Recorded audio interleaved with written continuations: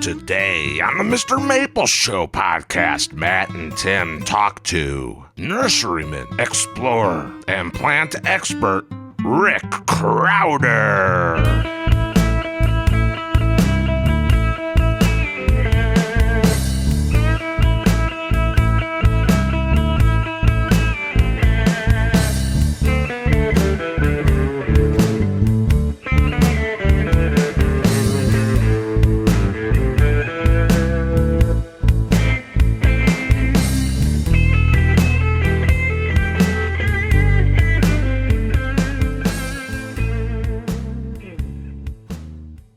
Hey guys, welcome to the MrMaple Show. I'm Matt. I'm always joined by my brother Tim, and today we have a special guest for you, a friend of ours and great nurseryman, Rick Crowder. Yeah, Rick Crowder is known as being one of the most professional nurserymen. He's won a lot of awards through the North Carolina Landscape Association, IPPS. He's known for being a world traveler. He's known for bringing cool plants back from Japan. And Rick is just an awesome person. I love talking plants with him because he really knows his trees. Rick, thanks for joining us today. Well, thank you. I appreciate the opportunity, and always admired what you guys have done here, and you're definitely an asset to the industry, and we appreciate what you do. Oh man, I appreciate it. One of the fun things we do when we have these conversations are kind of just have plant conversations we like to have anyway. I mean, we've been running around talking to you for a little while. I'm like, we better save some for the podcast because all the good stuff will be in our conversations. So one of the things we do when we bring people on, or we like to show people that are interesting to us, and we just have great plant conversations. So, Rick, I appreciate what you've done for the nursery industry, man, especially some of the interesting things you've done. I know you've traveled extensively to Japan. Would you say that's the main place you traveled in your plant explorations, or are there others you'd like to talk about? Well, mainly Japan. I think I was looking back through my passports, and I couldn't remember how many times I'd been over there, but went over 8 times, and we generally brought back, I'd say somewhere around each of us 100 and 150 plants. Wow. And but saying that, I can count on two hands how many were really successful in introductions, because you guys know it's I think for every 100 plants you evaluate, you might get 1 or 2 that's really it's good. Now, what's that process like for bringing plants back? I don't think people realize the rigorous process you have to go through to bring a plant from Japan back to the United States. Yeah, it definitely was a process. So what we were initially able to do, the first year I went over was 2000. So what we did then was we just took an extra suitcase with us, and then no. So sorry, let me back up. The first year we went over, we tried to ship them back. Have somebody ship them back for us, and that was just a disaster. I think mine never even made it back. I think Ted got his back, Ted Stevens from Nurseries Caroliniana, and everybody else did, but probably half the plants were dead. But anyway, so then we started being able to take an extra suitcase with us, and what we had to do there was we collected, or went around and collected plants for the first 5, 6, 7 days, whatever we were there, and then the last 2 days we just cleaned and washed and processed the plants, labeled everything. So we had to take those plants to the Tokyo Narita airport, and we had them inspected there, counted, inspected, and everything, and then had to ship them. Then back then we could actually carry them with us over to Atlanta. Awesome. Yeah, to Atlanta, and drop them off at the inspection station in Atlanta. So that was easy. At least you can keep it on hand. Yeah. But then regulations and rules, and USDA got more strict, and we couldn't do that anymore. So it got to be a lot more stressful. But generally, I'd say most of the time we had 90% that. Wow, that's awesome. Yeah, that made it back alive. Our listeners probably know all about Ted you meant reference, because Ted is a guy we've talked about a lot here on the channel. We were actually hoping to go with Ted to Japan right when the lockdown started. Yeah. So we're like, well, we'll see what this 15 days is, and then maybe we'll buy our tickets next month. And that turned into we haven't been yet with him, but that was our dream, was to go with Ted and just kind of, he knows his stuff too. Our legends over there. So he knows probably as broad a range of plants as anybody in the South does. Ted's got an incredible plant knowledge. We're kind of crazy in that we like to drive. Tim and I've only been twice, but that was going to be fun to just take him on a driving tour wherever he could to plan. So Yeah. maybe one day we can all get back over there. That'd be a fun trip. Oh yeah, yeah. Ted really wants to go back. So Out of all those plants you brought back from Japan, what was probably your most popular introductions? probably I'd say Viburnum Moonlit Lace and let's see. I brought back in a Cuba. It's called Hosaba. Yeah. Hoshifu. Yeah, we brought that back. Lorpedalum Daruma, and Cryptomeria Dragon Prince. I think were probably the four best ones that I can come to mind. And it's kind of funny with Daruma. We brought that back pretty early on, and for some reason I thought Daruma meant dwarf. Mm-hmm. Well, I gave Dave Creech, and I think you've had Dr. Creech here on your podcast. Oh yeah. Gave Dave one down at Stephen F. Austin University, and Dave put it in the garden there. And about 2 years later, he said, Rick, he said, I thought that damn thing was supposed to be dwarf. He said, it's like 6 feet tall. He said, but I did put it in the shade. And I said, So I looked up Daruma, and Daruma is like a little wooden doll in Japan. So how that plant got named after a wooden doll, I can't tell you that. But anyway. It's interesting. Down at SFA, they get like 1 month of dormancy on their maples too. So their sizes get crazy. Yeah. Their growing seasons, 10, 11 months, almost at least 10. I've seen a Goshiki Kotohime down there that was like 6 or 8 years old, and it was 8 to 10 feet tall. Yeah. And for us, Goshiki Kotohime is 6 foot in 10 to 15 years. Yes. And so, Crazy it sizes. just takes off down there. Yeah. Yeah. It's kind of crazy. I had this conversation with about dwarf plants, and and honestly, I've said before in the nursery business, dwarf is a relative term. Mm-hmm. But he said, and it was a Nisley's rep, and he said, well, you know what a true dwarf plant is, and I said, well, I guess I really don't. And he said, it's anything that grows under 6 inches a year. And I said, well, that makes sense. I said, so if you look in 10 years, that's 60 inches. That's 5 feet. Right. So you 20 years. It's 10 feet. So It's kind of relative. yeah, it is kind of relative. So you have to look at that when you look at dwarf plants. I mean, they're how dwarf is dwarf, Right. really. Tony kills me sometimes. We had Tony Avon on here too, and he looks at things from an herbaceous standpoint. So he says we're selling out when we say a 10-year size. But with woody ornamentals, it's interesting because for us, it's like unless you give somebody a 10 to 15 year expectancy for us, it's almost hard to understand what it's going to be. I mean, I'll show people that national treasure of Japan and say, hey, in 600 years, your tree can look just like this. They're never going to die. They're going to, as long as they're leafing out, they're going to have some growth. Yep. And so it's all relative to age is what I try to let people know. But that's why we try to give like a time frame into the equation with woody ornamentals. Yep. I mean, it can be different with herbaceous because certainly there can be max sizes on some plants, but especially with maples, there's no such as this is the largest it'll ever get. Yeah.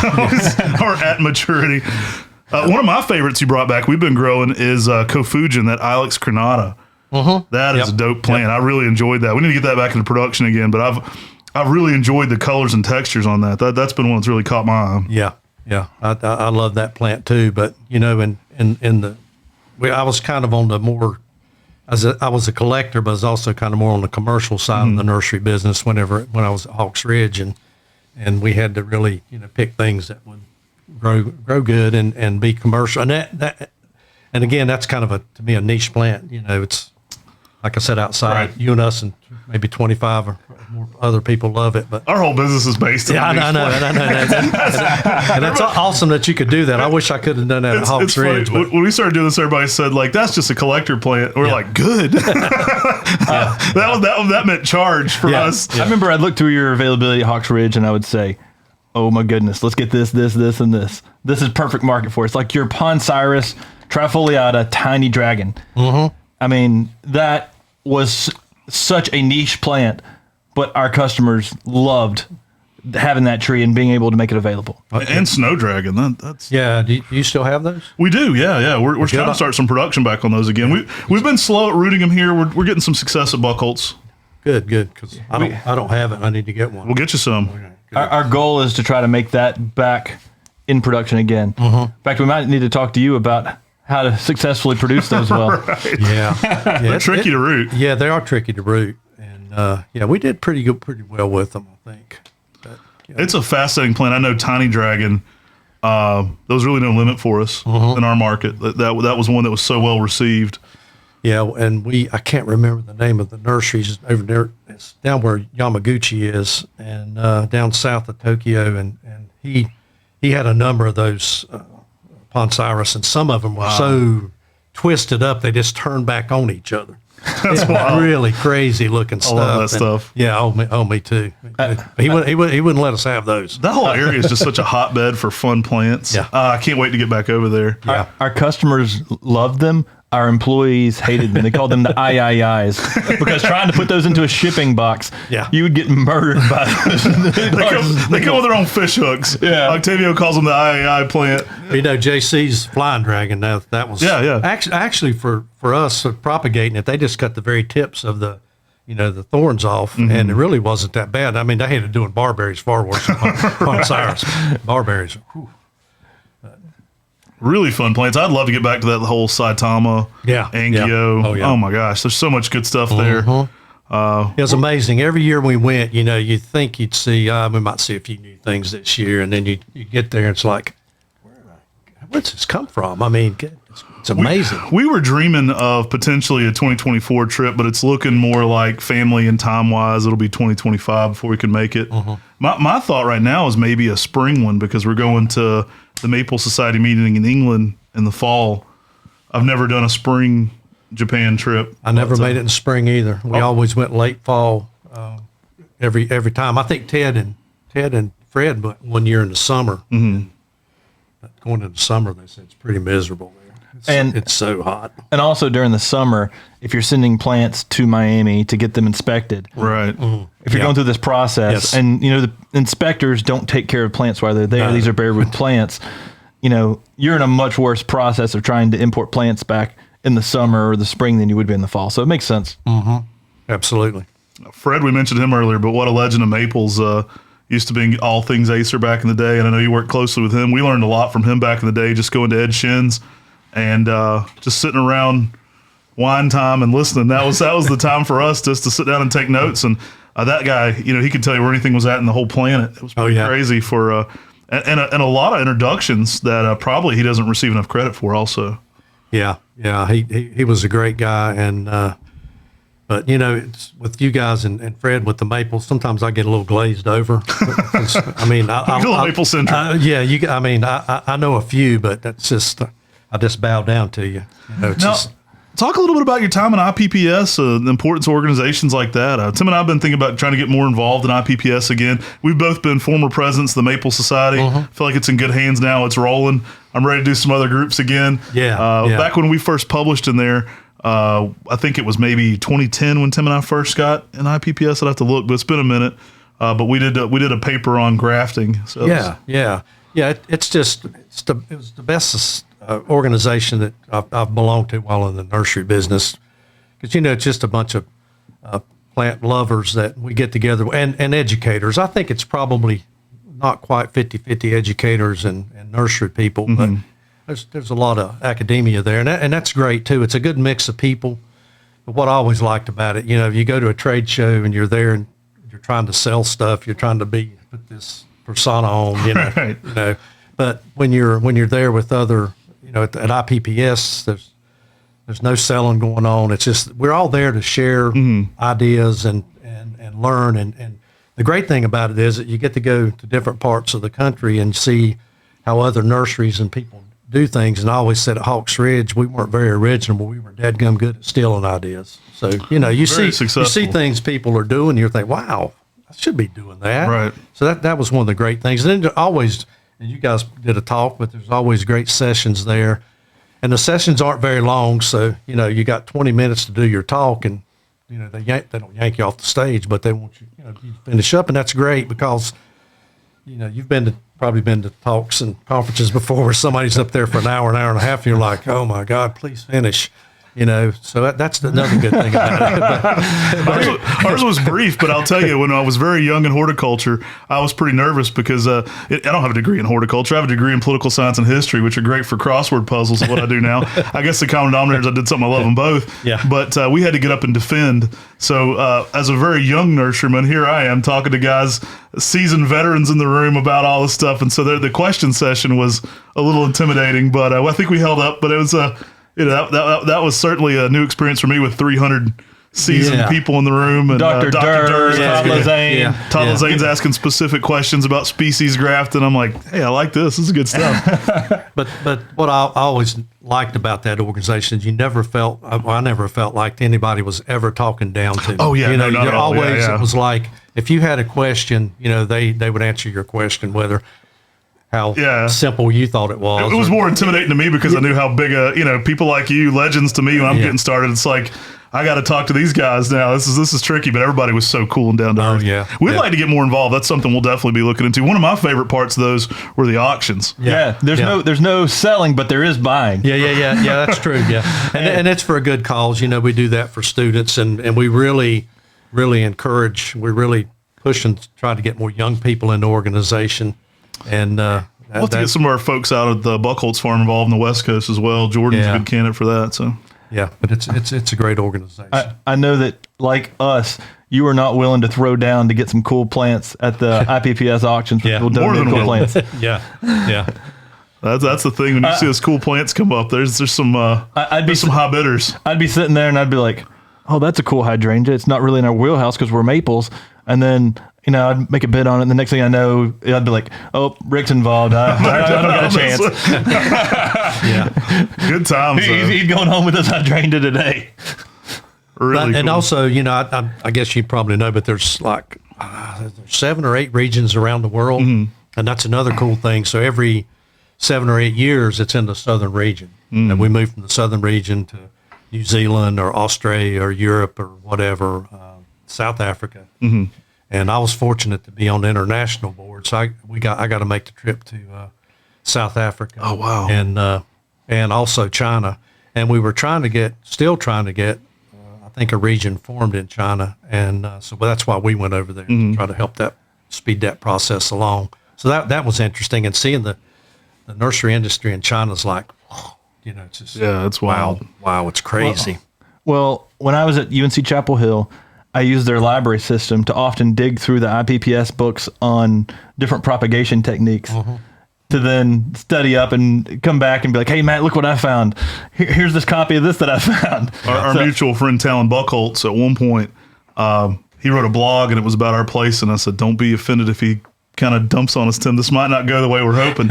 Like, we took him to the Biltmore house, and it was kind of awful. And we took him to a private garden, and it was kind of awful on his blog. So, it's kind of no holds bars sometimes on that Flora Wonder blog. So I said, don't be offended, Tim, if next week we kind of get just burned a little bit. But, it's good to have him here. And he had nothing but nice things to say. It was like, this is like 2011. Yeah. It's nothing but nice things to say. So we sent him a thank you card with some plants.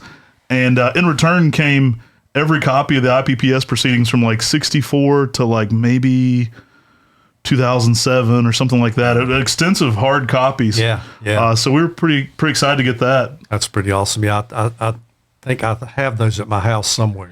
I brought mine with me. Really a great resource. Oh my gosh. I mean, especially for young nurserymen, that was like, invaluable for us. So you've got an extensive knowledge of plants from all over. Do you have an area of woody ornamentals that you're more drawn to? I mean, from hydrangeas to conifers to maples to all these different things you've had a toe in. Is there one area that kind of draws you in more? Probably the conifers. Yeah, I love that group of plants, and there's so much diversity there, And one thing I did too every year was with Hawks Ridge, we bought a lot of material out of there. We did re-wholesaling as well as just wholesaling. But so I went out to Oregon every year for probably 20 years, except for the pandemic, and so I got to see a lot of different nurseries and a lot of different conifers and plants out there. And you go out there, especially the first time. The first time you go out there, you're like, whoa, like whoa, but then. there's a lot of blue spruce and maples out there. Yeah. Common stuff. But then there's a lot of cool plants too. My dad started doing this, at tailgate markets. So this year we took Dad and Mom and took them to Buckholz. It's like, I just quit. If I saw this originally, I just quit now. He was enamored though at the size of some of those nurseries out in Oregon, and just it's overwhelming. Yeah. One nursery out there sold 800,000 emerald arborvitaes a year. Wow. A year. I can't even wrap my brain around that. And that's just one nursery. So, good Lord. You've got so many cool cryptomerias that you were doing. There's the Dragon Knight, Dragon Warrior, and Dragon Prince. I think the Dragon Warrior, I think also known as Komodo Dragon. Yes. That, while it may revert and go back to Black Dragon, it to me was just such a cool, unique, super next level. Was it a witch's broom? Yeah. It's one of the ladies at the nursery, Connie, that used to work for us there. She came carrying it up to the office one day, and that witch's broom had taken over the whole top of that plant. Oh, wow. And I don't know how I missed it. I mean, walking out there in the plants all the time, but so we thought, well, this is pretty cool. But like you said, it did have some reversion problems, but I thought it would be a great substitute for Hinoki cypress in the south, and it grows slower. Yeah. One thing you certainly influenced Tim and I on is we get our love for Rhodea japonica from you. We were trying to collect every type you had at one point, which is an endless game of chase. Yeah. But those are so fun. We really haven't mastered them here yet on a production level, but I think at some point we're going to dive back into that pretty heavy and try to get some more Rhodeas out. Yeah, that was a group of plants I loved, and we went to one Rhodea nursery in Japan, and you got to remember to put that decimal over 2 zeros. So you see something that's 400. Oh my gosh. 400. It's $4,000. We're like, oh crap. But yeah, we had quite a collection. And back to the production side of that plant, it's a hard plant to grow. It's don't ever water it. Yeah. Put it somewhere where you neglect it, and I think it'll do great.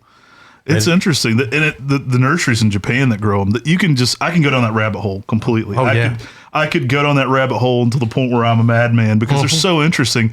Yes. I mean, they're living jewels, and some of those, the pots that they're in, the care to them, it's almost interesting that they haven't cracked the indoor market plant thing here, because they could be indoor plants. So you think they would almost fall into that Monastera fame now.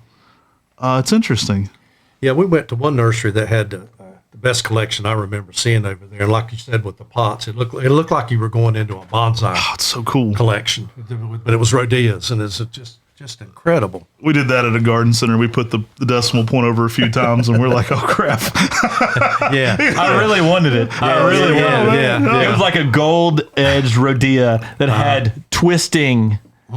It had more of the Shishigashira crusting kind of ruffled. Oh, I was like, man, I really want that. Oh my gosh. So the price tags on some of those, they'll blow your mind. I would love to go to one of those conventions. So that would be I could totally go down that rabbit hole. That could be a thing. I think we saw it at the Sayatama Garden Center right there behind the botanical garden, where it's like all the Nurseryman conglomeration garden center. Yeah, man. Some mind-blowing stuff there. Yeah, when you go to a garden center and they got stuff in a locked cage thing, that's definitely the high dollar stuff. You think the new stuff at MrMaple's high? You go see some of this crazy stuff when it drops over there. Yeah. I love that horticulture is valued that way, though. Oh yeah, what a treasure. Yeah. I mean, you read Vertree's book, and they gave $1 million for the original Akane at a flower show because it had such great spring color. $1 million for one plant. That's just unheard of in the United States. Yes. Oh yeah.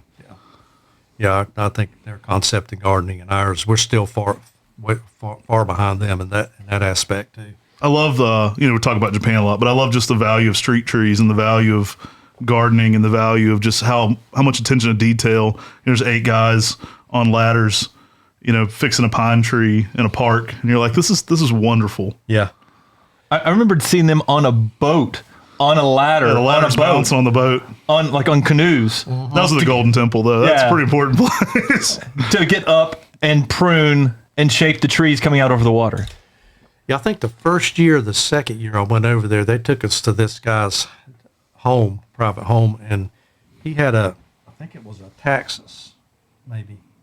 Anyway, it was the 8th generation that had been there in that spot, and you just don't hear that here in the U.S. By chance, do you know Nakata-san? No, I don't think so. That's a big nursery in kind of the Fukushima prefecture area. He's coming to visit in 2 weeks. Him and his daughter's coming to college in America, so he's going to be coming staying with us for about a week. Yes. But really cool guy. Mostly a lot of what he grows are really interesting maples that would like replace one specific street tree or a tree at a temple, things like that. So he'll have, one tree that's been manicured for years and years and years. One cool thing when we were over there last time, we got to go and visit Kojima and his wife Chikako, who were interns for Brian Upchurch. They came here as interns. So it was so fun to get to go and see his nursery now. He has a similar setup where he grows big,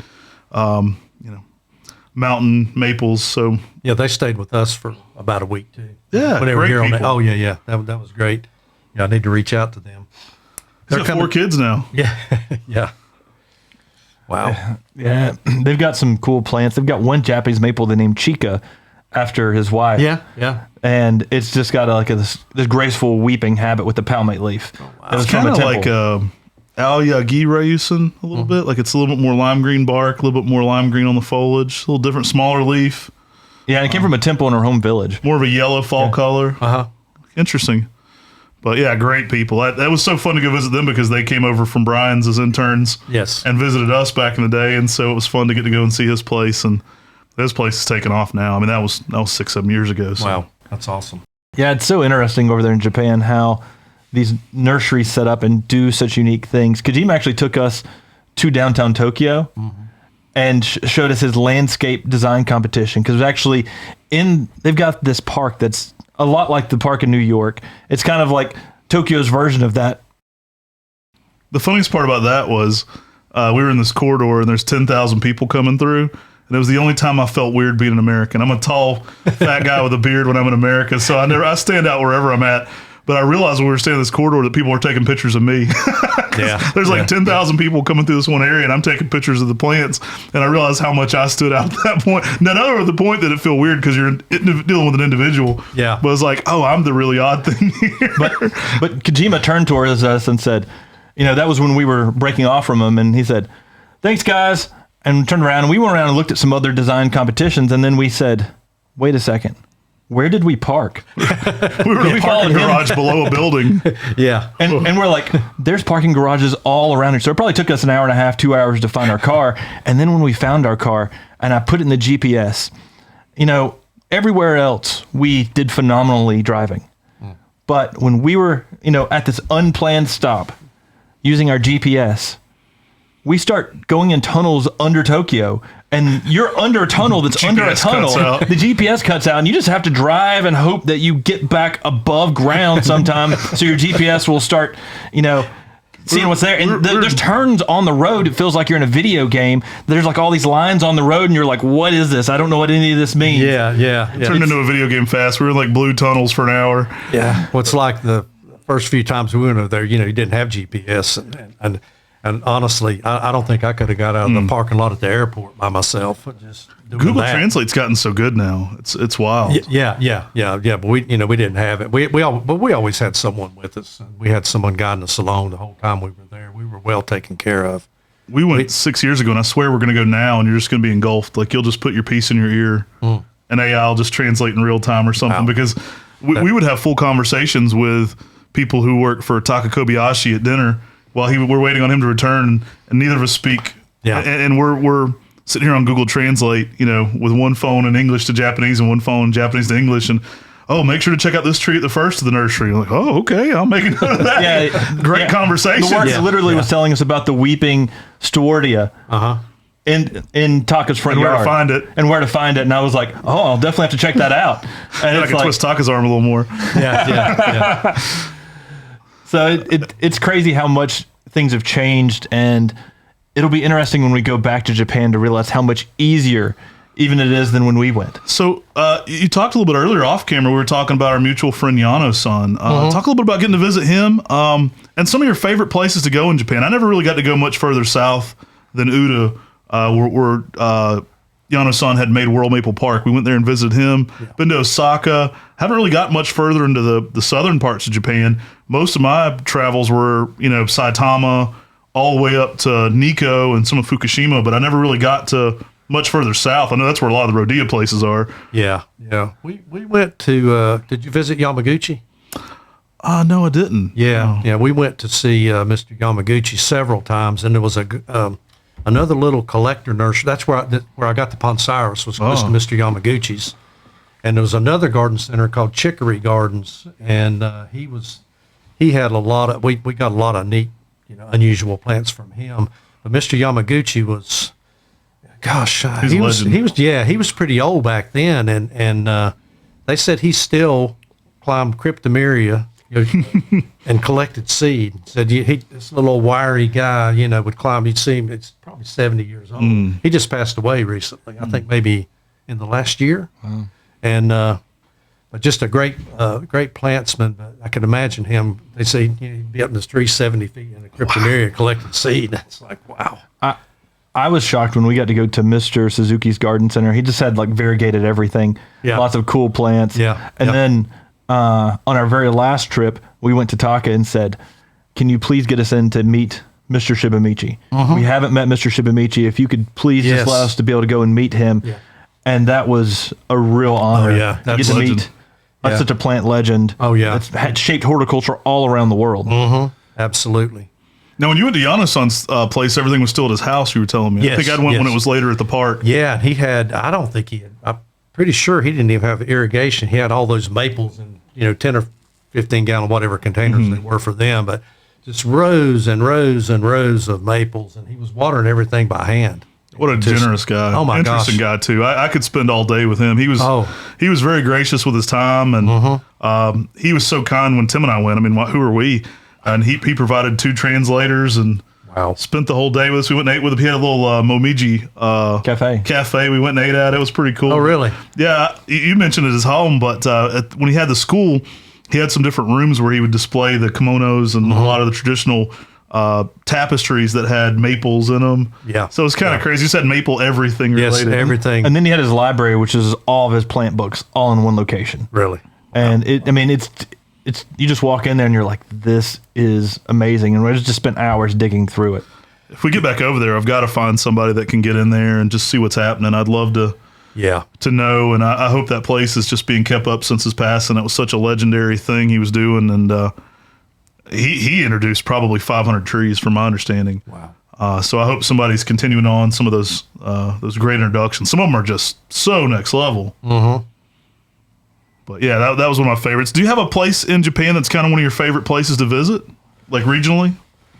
Well, we really like Kyoto just for the gardens. And oh man! all that. I mean, as far as plants, most everything, the really good stuff surrounds Saitama. But just seeing the gardens there and the romantic gardens in Kyoto and the temples and oh my God, it's just unbelievable.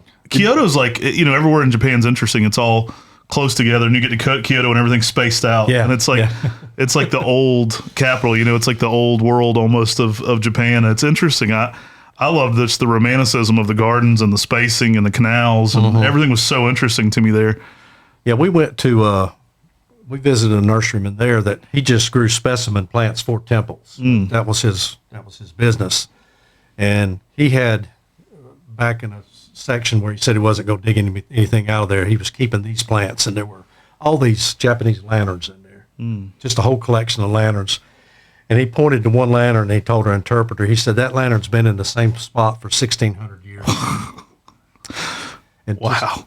I can't wrap my brain around something like that. Right. That's just incredible. The history and it's interesting too, because not only is it that sophisticated, we're maple centric, so I bring this up a lot, but it's like people will say, why are there so many introductions of Japanese maples? Like, well, there's a 1700s list. Like Fred was, he went and bought some of his original books, but it's like, there was a list this sophisticated in the 1700s of developed, grafted, named, collected plants. There's reticulated, there's weeping, there's variegated, there's, it's wild, all these different traits. And so it was this sophisticated in the 1700s, just in this one genre. That's insane. Yes. Yeah, we saw some of those books and just things that are no longer exist. It's just, wow, just incredible. I mean, traveling to Japan is just one of those things that once you do it, it's so exciting. Every time you go, you see something new. Yes. You find a new place to go. you find a place that you're like, I'm gonna have to come back here again, and then you start making a list of all these places you have to come back to. I know on our last trip, Matt and I actually got to go visit the Timber brothers at Gotemba Nursery. Yes, I've been there. And I mean, That's an experience. That's a fun place. Right there, base of Mount Fuji. We were walking around Mount Fuji, and there's like weapons testing, so you hear the ground all of a sudden shake and stuff. we had our wild Like collecting this seed permits, and we were trying to go around and collect seed. Right. That's an experience, though. That was really. We were on a TV show called Nippo Nikki Tai, which is like Who Wants to Come to Japan? And so we went and visited the Gotemba brothers, and they were very gracious. They spent a lot of time with us, especially for no true translator and everything's done through phones. They were very gracious with their time. But as we were leaving, they said, what do you do? You know, what brought you to Japan this time? And we said, we're on this TV show called Nippo Nikki Tai. And they said, let me give you the better tour. So we started over and we got the much better tour. They were big fans of that show. So they said, let me give you the real tour now. So they started the tour back over. We got to go behind the house to all the real good stuff. Yeah, I left that place out on our travels, but that was an incredible place too. There's just so many treasures. I think we got to get off here and go call Ted and get together on something. Maybe IPPS can do a trip to Japan. We'll all go on or something. That sounds like a dream. It seemed like everywhere I walked around there, though, they were another place that had everything variegated.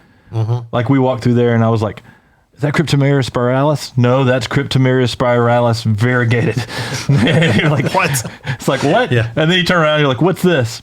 Oh, that is Camellia Night Rider, but variegated. Tim and I were just plugging in garden centers and going to places. It's so much fun. Wow. Yeah. I'd love to get back over there and get down south though. Like there's a lot more tropical stuff. There's some crazy variegated tropical maples down south. I think it's really, for me it's untapped. I need to go and explore a lot further south. Yeah, I think you're right. We only went down to the deep south once, and the climate down there is so much different. I mean, we were there in the fall and it was hot. Yeah. But that is where I found that Cuba. Osama was down in that area. I know Yano was buying some tropical maples on eBay from some of the southern regions of Japan that were variegated. So it's like, I showed my wife one time. It's like you take Japan, you put it over the United States, and it's almost like the original 13 colonies. So people don't realize how long Japan is. Yeah. Maps confuse us because of the juxtaposition. You always look at the smaller places that are round on the corners, and the middle looks real big. But Japan's actually pretty big. Yeah. So it's really interesting, and it can change a lot climate wise. Yeah. One area we never got to go to, I wish we could have, was Hokkaido, where a lot of conifers are grown up there. Oh yeah, because it's just so blame cold. But we never made it up that way. Yeah, that's one of those places I think too. They've got those macaques in those like ice, like hot spring baths up there towards Hokkaido. Yeah, up on the mountaintops. I saw a lot of photos of that. That looked really cool. Found a nice broom going into Mount Fuji. We've tried to send it to some nurserymen, but it was on my brain's fried on. What species was the Larix? Yeah, it was on Larix. I forget which is native to Japan. Yeah, but it's just crazy. You just start seeing all these cool plants, and you're like, this is just awesome. Yeah. And then when you're going around, we were like, one day we were headed to Nikko National Park on our very first day, and it was National Sports Day, and we didn't realize that's the day they celebrated the Olympics, one of the first Olympics that were in Japan, and everybody was going to Nikko National Park that day. So we were stuck in traffic, and we're like looking over on like basically an interstate, and we're like, that's a variegated Japanese maple on the side of the interstate. Yeah. Like it was just growing there naturally in the wild. Killed a guy pointing at it when the scooters come by. Because here comes some guy on a motorcycle, and I got my hand out the window like, look at that. Well, I was doing this because I don't point in Japan, so I'm very nice to do that. But I was going, look at that, Tim, and somebody about clothesline somebody. Such a fun time, though. We'll have to get together on some future IPPS stuff. I really appreciate you hopping on here today. We just love having these fun plant conversations. You've always been somebody that Tim and I always sought out, whether it was at Green and Growing or trade shows, just to pick your brain. You've always been really gracious to us, and somebody we always admired for doing things the right way and being interesting and finding cool plants, and just somebody to look up to. So I really appreciate you hopping on here with us. It's fun to get to show people just the fun plant conversations and fun plant people. So thank you. We appreciate what you guys do. Well, Rick, we appreciate you jumping on today's podcast. Okay. I hope you all enjoyed an inner look at some of the plant travels to Japan that Rick's had, some that we've had. and some of the processes it takes to get some of these cool plants that you've got in your garden in your yard. Take care God bless. and have a great day.